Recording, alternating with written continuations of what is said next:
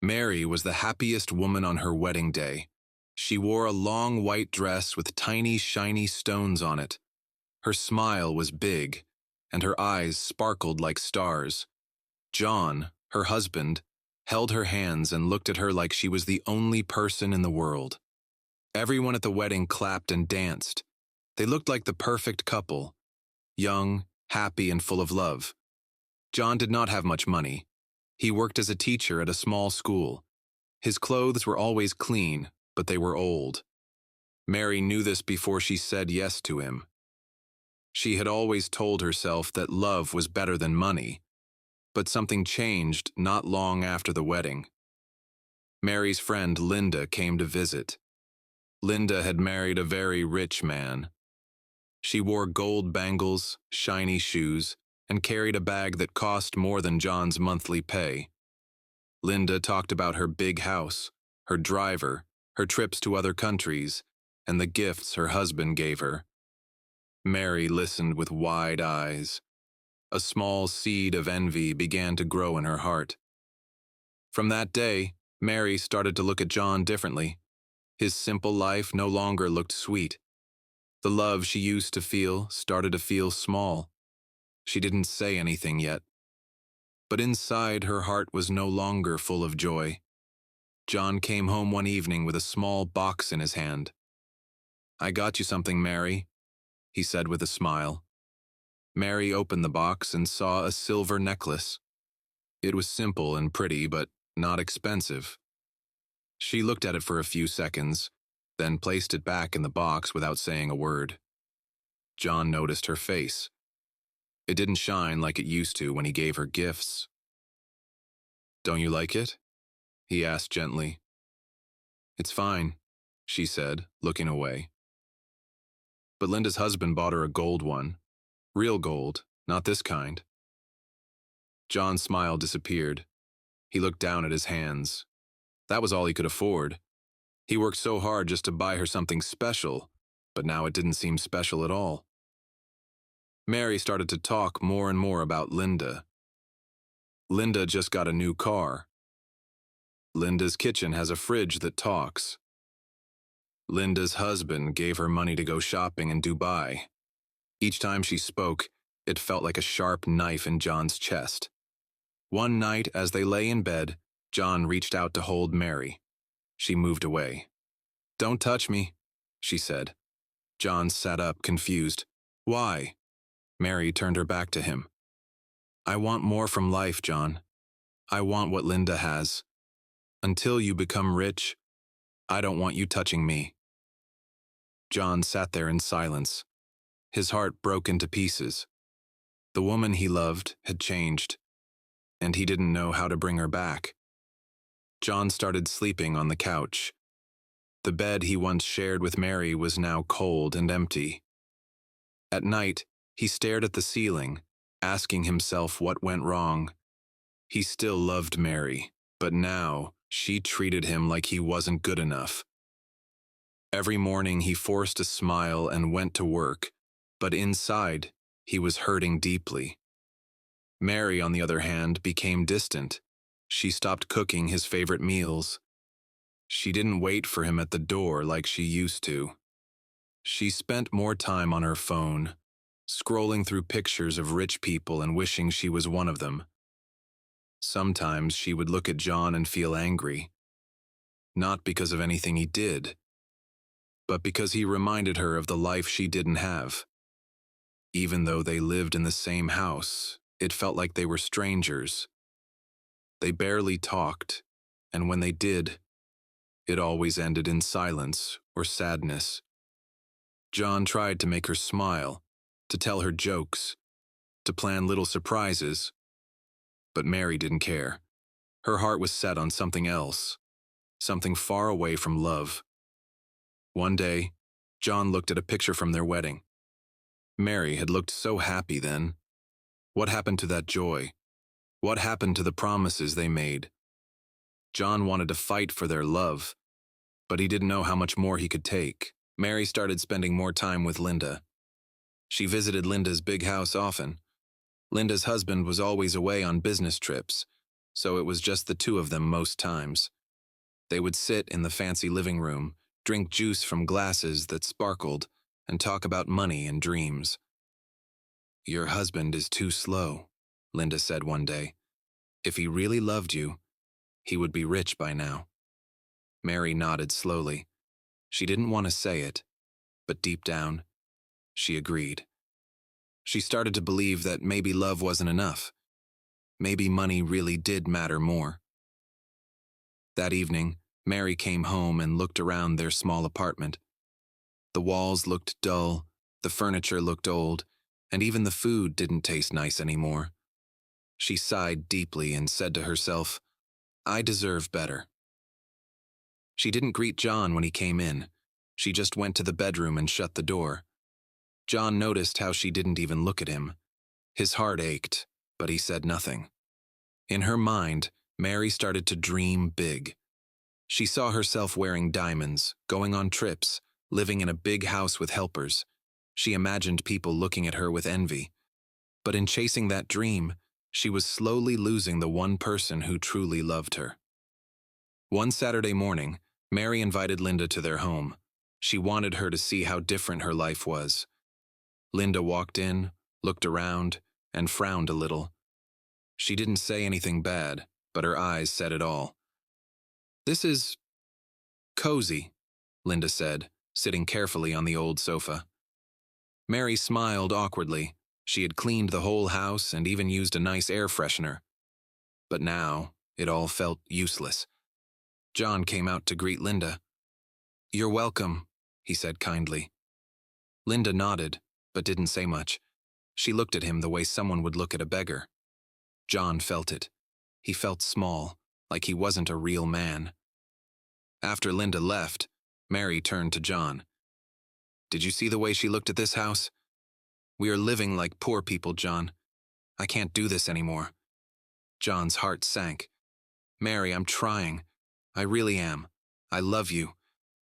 Doesn't that count for something?" Mary looked at him with tired eyes. "Love doesn't pay for air conditioners, John." That night, John cried.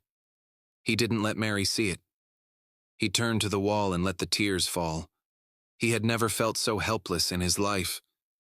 He began to wonder if Mary would ever be happy with him again. Linda started giving Mary advice that sounded sweet but was full of poison. "You're still young and beautiful," she said. "If John can't give you what you need, someone else will." Mary didn't say yes, but she also didn't say no. The idea danced around her head like a song she couldn't stop humming. She started dressing nicer, putting on more makeup, and going out without telling John where she was going. John noticed all the changes. He saw her glow, but it wasn't because of him. He asked, "Where are you always going, Mary?" "Out," she replied. "I need fresh air. This house is too small." One evening, she came back with a new handbag. It looked expensive. John looked at it and asked gently, "Where did you get this from?" "A friend," she said, not meeting his eyes. That night, John felt something shift. He didn't know what was going on, but he knew things were no longer normal. The woman he married was slipping away, and there was nothing he could do to stop it. Mary, on the other hand, was starting to believe that maybe, just maybe, she deserved a different kind of life, even if it came with secrets. One night, John saw a message pop up on Mary's phone while she was in the bathroom. It was from a number he didn't know. The message read, "Had a great time today. Can't wait to see you again." John's heart dropped. He stared at the screen, feeling frozen. When Mary came out, he gently asked, "Who's texting you this late?" Mary frowned. "Why are you checking my phone?" "I wasn't. It just lit up," John said quietly. "Who is it?" Mary grabbed the phone. "It's just a friend," she said, her voice sharp. "Don't start acting like a child, John." John didn't say anything more. But that night, he didn't sleep. His mind was filled with thoughts he didn't want. Was Mary seeing someone else? Was she already gone from the marriage in her heart? Mary, meanwhile, was feeling bold. She liked the attention she was getting from a man she met through Linda. He had a nice car, wore shiny watches, and always paid for everything. He made her feel special. He called her queen and told her she deserved more than a struggling man. Even though her heart felt small pangs of guilt, she pushed them away. John had his chance, she told herself. He didn't give me the life I wanted. But deep inside, something in Mary still felt heavy. Something didn't feel right. Yet she didn't stop. John tried to act like everything was okay. He cooked dinner one evening, her favorite jollof rice with fried plantain. He even bought a small bottle of juice. He set the table nicely and waited. Mary walked in, looked at the food, and walked straight to the bedroom. "I already ate," she said coldly. John sat at the table alone, staring at the untouched plates. His hands were shaking, but he still whispered, "I love you, Mary." In the bedroom, Mary sat on the bed, scrolling through pictures of her new friend. He had just sent her a photo of himself beside a brand new car. She smiled and felt butterflies in her stomach. John's effort seemed small and old to her now. After a while, John came in and sat beside her. "Do you remember when we used to laugh during dinner?" he asked. Mary didn't respond. She just kept looking at her phone. "Please, Mary," John begged. "Don't let this thing between us die." She finally looked at him. "Then become a man who can give me more. I want the soft life, John. Not this." John stood up slowly. His heart was in pain, but he knew begging wouldn't fix what was broken. Love was slipping away from his hands, one dinner at a time. Linda noticed that Mary was getting more serious with the rich man. One day she pulled her aside and said, "Be careful. He's not who you think he is." Mary was surprised. "What do you mean? You told me to go for more." "Yes," Linda said, "but not him. He's been with many women. He won't leave his wife. He only wants fun." Mary felt a cold wave wash over her. She had started to dream about leaving John and starting a new life with this man. She thought he truly liked her. But Linda's words stayed in her mind like a song on repeat. That night, Mary didn't respond to the man's message. She just stared at her phone, thinking. She looked around the house and saw John sleeping on the couch again, a blanket half over his body. He looked tired, but peaceful. Something inside her cracked a little. She remembered the times John held her hand when she was sick. She remembered his silly jokes and how he never once raised his voice at her. Still, her pride was strong. She told herself, "He still isn't rich. I can't go back to that life." But the truth was starting to fight its way into her heart. The rich man finally showed his true colors. One afternoon, Mary waited for hours to meet him. He didn't come. Later, he sent her a short message. "Can't keep doing this. Good luck." Mary's chest felt tight. She sat in the cafe, embarrassed and hurt. She had bought new clothes for the meeting. She had lied to John again just to come. Now she was sitting alone with nothing but a cold drink and a broken heart. When she got home, she didn't say a word to John. She went into the bathroom and cried quietly. She didn't want him to hear. But John saw her red eyes when she came out. He didn't ask any questions. He just brought her a glass of water and placed it on the table. "Thanks," she said, barely above a whisper. That night, Mary stayed awake. Her mind was full of thoughts. The man she chased was gone. The life she wanted felt farther away than ever. And the man she had pushed away was still there, kind and gentle, even after all the pain. She wondered if it was too late. She wondered if love could still grow from all the hurt. The first seed of regret had been planted in her heart. The next morning, Mary woke up before John. She stood at the bedroom door and watched him sleeping on the couch. His body was curled up and his hand was under his head like a pillow. She felt something in her chest, a tiny ache she hadn't felt in a long time. She remembered the first time they moved into the house. They didn't have much, but they had love. They painted the walls together and laughed when they spilled paint. Now the laughter was gone, and she was the reason. She walked into the kitchen and made tea. When John woke up, she placed the cup on the table without a word. He looked at her, surprised. "Thank you," he said softly. She nodded but didn't say anything. She couldn't find the right words. Sorry felt too small for what she had done. John noticed her quietness. He wanted to ask what was going on, but he didn't want to push her away. So he drank the tea slowly, wondering if this was the start of something better, or just a moment that would pass. That night, they finally talked. "I miss you," John said, breaking the silence between them. Mary looked down. Her fingers played with the edge of her dress. "I don't know who I've become," she whispered. John looked at her. "You're still my wife. I've just been waiting for you to come back." Tears filled Mary's eyes. "I got carried away. I wanted more. I wanted what others had. I thought love wasn't enough." John sighed. "I understand, Mary. I really do. But all I ever wanted was to build something with you, even if it's small at first." Mary wiped her tears. "I've been foolish." He reached for her hand. "We can still fix this if you want." She nodded slowly. "I want to try." It wasn't a full apology, and it wasn't full healing, but it was a start. The next day, Mary sat at the table with a pen and paper. She wrote a letter to John, not to give to him, but to say everything she couldn't say with her mouth. "Dear John, I've been unfair. I let greed steal my joy. I compared you to men I didn't know.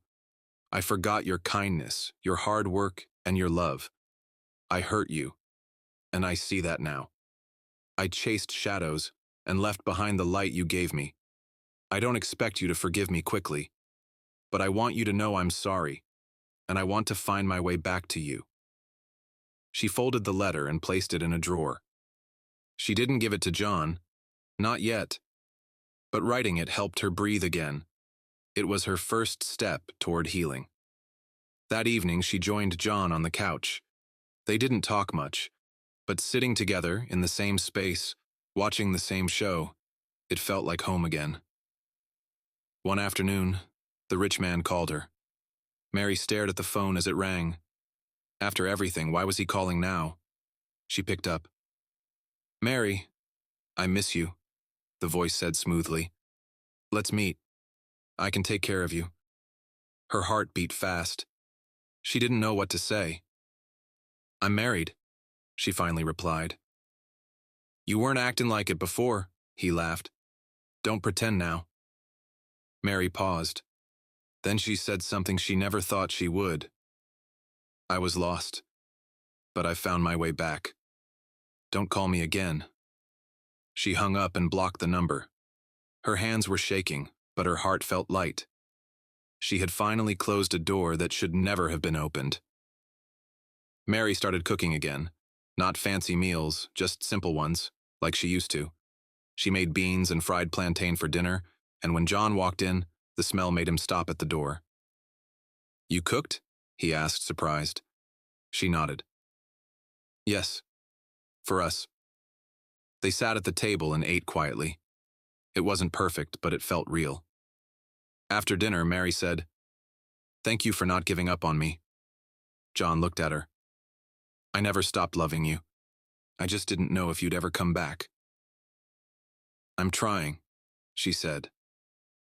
"One small step at a time." And that night, for the first time in a long time, she let him hold her hand. It wasn't the end of their troubles, but it was the beginning of something new, something stronger than before.